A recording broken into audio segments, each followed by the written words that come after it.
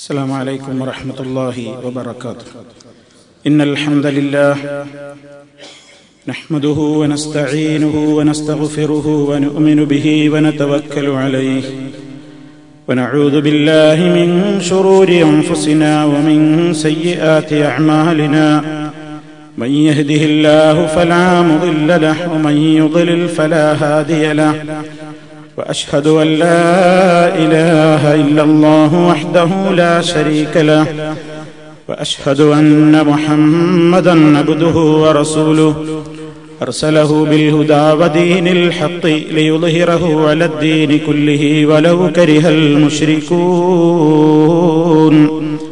اللهم صل على محمد وعلى آل محمد كما صليت على إبراهيم وعلى آل إبراهيم إنك حميد مجيد.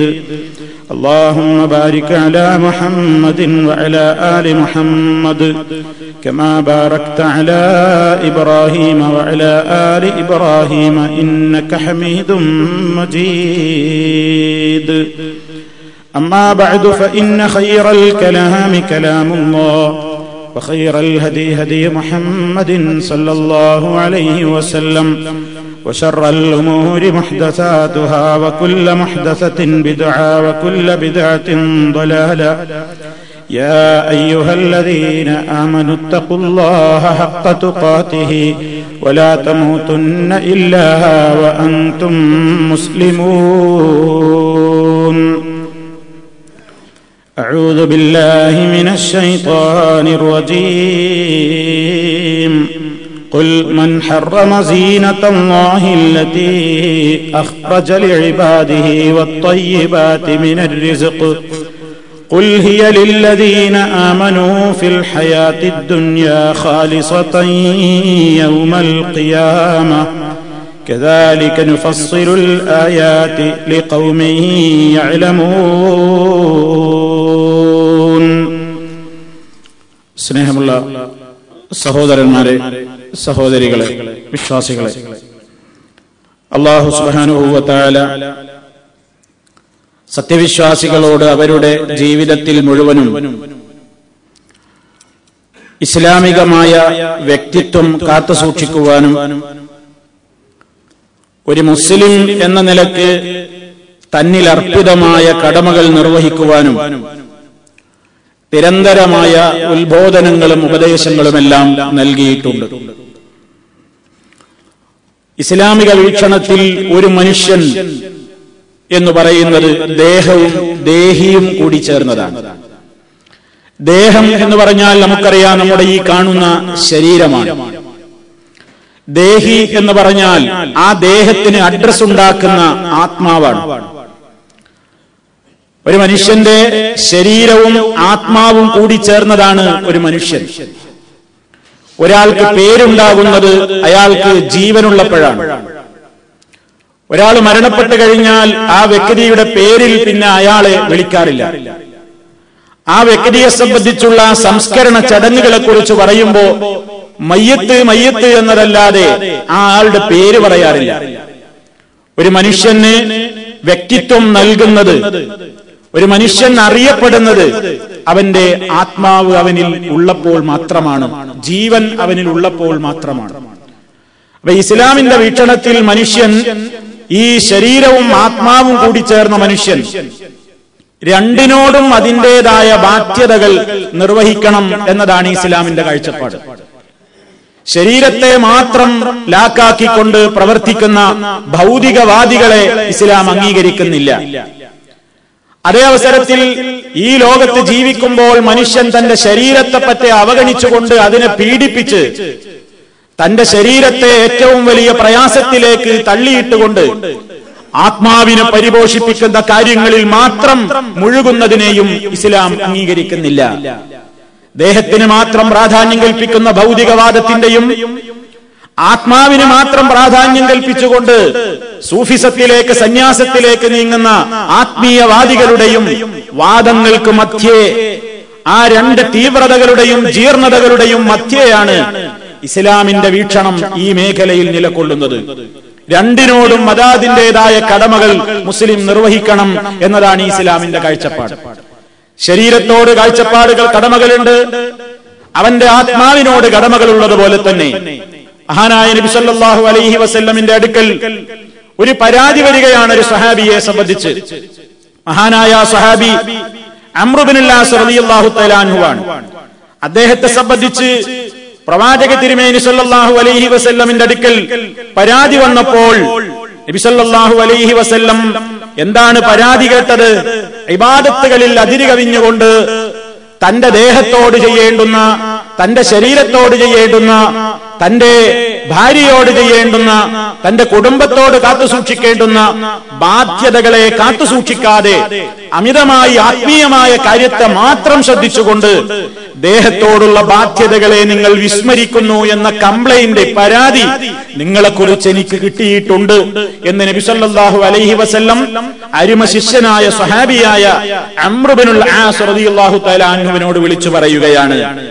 എന്നിട്ട് മഹാനവറുകളോട് നബി സല്ലല്ലാഹു അലൈഹി വസല്ലം ഇത് കേട്ടിട്ട് ചോദിക്കുകയാണ്, അലം മുഖ്ബർ, എനിക്കറിയിപ്പ് കിട്ടിയിരിക്കുന്നു, അന്നക തസൂമുൻ നഹാറ വതഖൂമുൽ ലൈൽ, നിങ്ങൾ എല്ലാ പ്രഭാതത്തിൽ എല്ലാ പകലിലും നിങ്ങൾക്ക് നോമ്പാണെന്നും രാത്രി മുഴുവൻ നിങ്ങൾ നിസ്കാരത്തിലാണെന്നും നിങ്ങൾ ഉറങ്ങാറില്ലെന്നും നിങ്ങളുടെ ഭാര്യയുമായി നിങ്ങൾ ഒരിക്കലും കുടുംബ ജീവിതത്തിൽ നിങ്ങൾക്ക് നിങ്ങളുടെ ഭാര്യയോടുള്ള കടപ്പാടുകൾ, കടമകൾ നിർവഹിക്കാറില്ല എന്നും നിങ്ങൾ ഈ നിസ്കാരവും നോമ്പിലും മാത്രം ശ്രദ്ധ കേന്ദ്രീകരിച്ചിരിക്കുകയാണെന്നും നിങ്ങളെക്കുറിച്ച് എനിക്ക് പരാതി കിട്ടിയിരിക്കുന്നല്ലോ, ശരിയാണോ?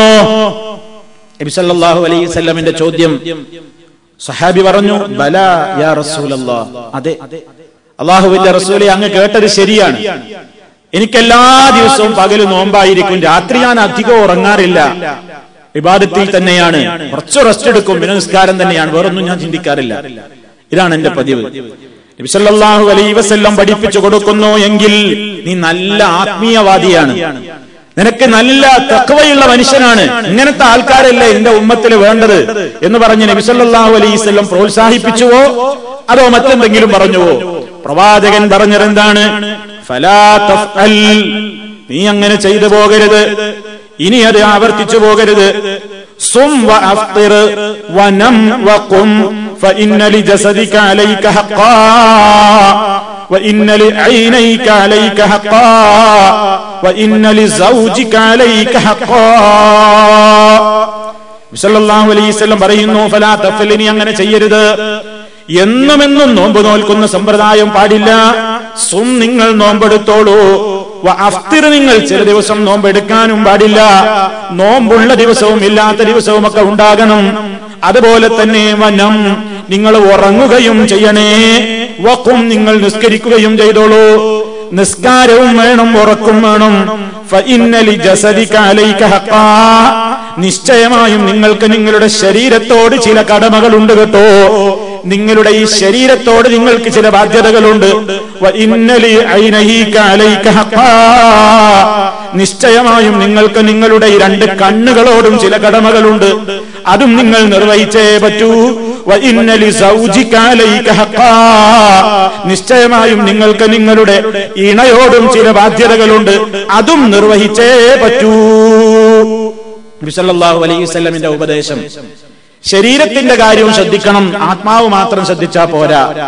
ആത്മാവ് മാത്രം പിന്നെ ആത്മാവിന്റെ കാര്യം തീരെ ശ്രദ്ധിക്കാതെ ശരീരത്തിന്റെ കാര്യം മാത്രം ശ്രദ്ധിക്കുക. തീറ്റക്കുള്ള കാര്യങ്ങൾ, കുടിക്കാനുള്ള കാര്യങ്ങൾ, വീടിന്റെ കാര്യങ്ങൾ, കുടുംബത്തിന്റെ കാര്യങ്ങൾ, അത് മാത്രം നോക്കുക. അതാ മനുഷ്യനെന്ന് വിചാരിക്കുക.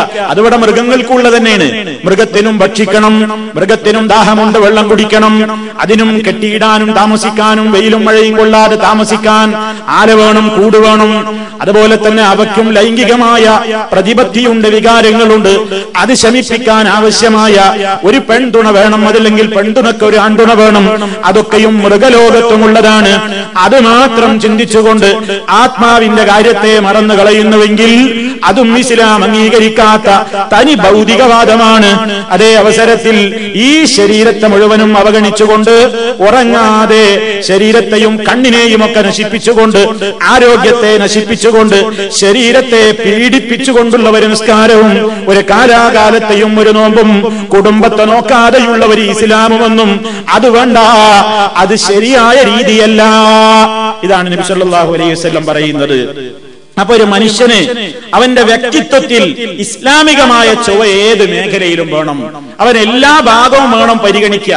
ഒന്നിനെ അവഗണിച്ച് മറ്റൊന്നിനെ വളർത്തുന്ന പരിപാടിയല്ല, രണ്ടും വേണം എന്നതാണ് ഇസ്ലാമിന്റെ സമ്പ്രദായം. നോക്കൂ, പ്രവാചകൻ സല്ലല്ലാഹു അലൈഹി വസല്ലം പറഞ്ഞത്, ഒരു മുസ്ലിമിന്റെ ഐഡന്റിറ്റി, ഒരു മുസ്ലിം അവൻ പൊതുജനങ്ങളുടെ മുമ്പിലേക്ക് വരുമ്പോ നല്ല രൂപത്തിലായിരിക്കണം എന്നതുകൂടി ഇസ്ലാം പറഞ്ഞതാണ്. ഒരാൾ വളരെ നല്ല രൂപത്തിലാവുക എന്നത് ഇസ്ലാമിൽ ഒരു പ്രധാന സംഗതിയാണ്. നബി സല്ലല്ലാഹു അലൈഹി വസല്ലമിന്റെ സ്വഹാബിമാരിൽ പ്രമുഖനായ ജലീൽ ഇബ്നുൽ ഹംദലിയ റളിയല്ലാഹു തആല അൻഹ റളിയല്ലാഹു അൻഹു അദ്ദേഹം പറയാണ്, നബി സല്ലല്ലാഹു അലൈഹി വസല്ലം സഹാബത്തിനോട് പറഞ്ഞു, എപ്പോ ഒരു യാത്ര കഴിഞ്ഞ് സ്വഹാബിമാര് മടങ്ങി വരികയാണ്, യാത്ര കഴിഞ്ഞ് മടങ്ങി വരികയാണ് വീട്ടിലേക്ക്. ആ അവസരത്തിൽ നബി സല്ലല്ലാഹു അലൈഹി വസല്ലം സഹാബത്തിനോട് ഉപദേശം കൊടുക്കുന്നത് നോക്കൂ, ഇന്നക്കും ഖാദിമൂന അലാ ഇഖ്വാനിക്കും فأصلحوا رحالكم وأحسنوا لباسكم حتى تكونوا كأنكم شامة في الناس فإن الله لا يحب الفحش ولا التفحش. അബൂ ദാവൂദും ഹാക്കിമും ഒക്കെ റിപ്പോർട്ട് ചെയ്ത സംഭവമാണ്. സല്ലല്ലാഹു അലൈഹി വസല്ലം യാത്ര കഴിഞ്ഞ് മടങ്ങി പോരുമ്പോ സ്വഹാബിമാരോട് പറയുകയാണ്, ഇന്നക്കും ഖാദിമൂന അലാ ഇഖ്വാനിക്കും, നിങ്ങളൊരു യാത്ര കഴിഞ്ഞ് മടങ്ങി വരികയല്ലേ, നിങ്ങൾ നിങ്ങളുടെ സഹോദരന്മാരെ കണ്ടുമുട്ടാൻ പോവുകയാണ്.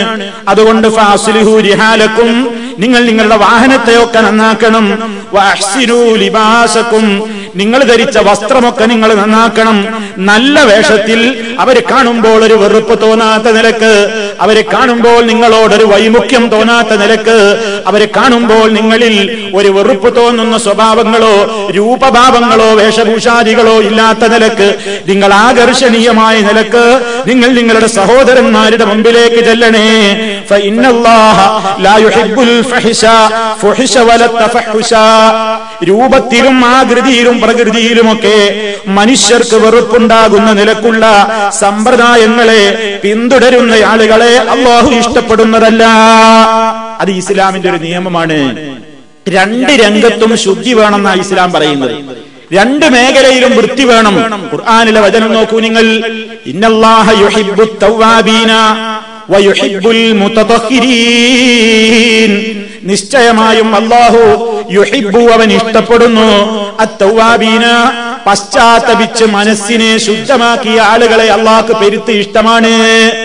അകം ശുദ്ധിയുള്ളവരെ അല്ലാഹുക്ക് വലിയ ഇഷ്ടമാണ്. മനസ്സിൽ യാതൊരു കറയുമില്ല, മനസ്സിൽ മാലിന്യങ്ങളില്ല, എല്ലാം ശുദ്ധിയാക്കിയിരിക്കുന്നു.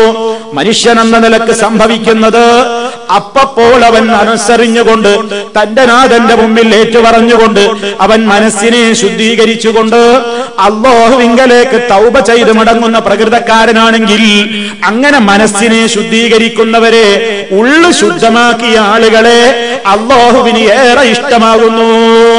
അവരെ മാത്രല്ല, അത് മാത്രം പോരാ, വയുഹിബ്ബുൽ മുതതഹിരീൻ, പുറം ശുദ്ധിയാക്കുന്നവരെയും അല്ലാഹു ഇഷ്ടപ്പെടുന്നു. തൗബയിലൂടെ മനുഷ്യന്റെ അകമാണ് ശുദ്ധിയാവുക.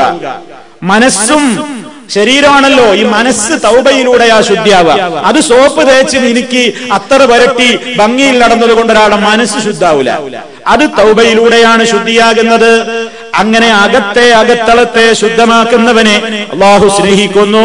വയുഹിബ്ബുൽ മുതതഹിരീൻ, പുറമേക്ക് ശുദ്ധിയാകുന്നവരെയും അല്ലാഹു ഇഷ്ടപ്പെടുന്നു. അത് ത്വഹാറത്ത്, പുറമേക്കുള്ള ശുദ്ധിയാണ്. കുളിക്കുക, വൃത്തിയായ വസ്ത്രം ധരിക്കുക, ദുഷിച്ച മണം തന്റെ ശരീരത്തിൽ നിലനിൽക്കാൻ അനുവദിക്കാതിരിക്കുക, ആകർഷണീയമായ രൂപത്തിൽ ജനമധ്യേ പ്രത്യക്ഷപ്പെടുക, ഇതൊക്കെ നബി സല്ലല്ലാഹു അലൈഹി വസല്ലം പഠിപ്പിച്ചിരുന്ന കാര്യങ്ങളാണ്. അതിന് മനുഷ്യരോട് പറഞ്ഞു, നീ നിന്റെ ശരീരത്തോട് നിന്റെ കടമകൾ നീ നിർവഹിക്കണം. അതുകൊണ്ട് ഭക്ഷണം കഴിക്കാതെ വെള്ളം കുടിക്കാതെ അങ്ങനെ ശരീരത്തെ പീഡിപ്പിച്ചുകൊണ്ട് അത് ആത്മീയമായ പുരോഗതിക്ക് നല്ലതാണെന്ന് പറഞ്ഞവരെ നബി സല്ലല്ലാഹു അലൈഹി വസല്ലമിന്റെ കാലത്ത് തന്നെ അവിടുന്ന് തിരുത്തിയ സംഭവമാണ് നമ്മൾ കേട്ടത്. പകല് മുഴുവൻ നോമ്പെടുക്കുക, ഭക്ഷണം കഴിക്കുന്നില്ല. ഭക്ഷണം കഴിക്കണ്ടേ? ആള് വേണ്ടേ? ശരീരം വേണ്ടേ? അത് നിലനിർത്തണം. ശരീരത്തെ അപകടപ്പെടുത്തുന്നത് ഒരു നിലക്കും പാടില്ല.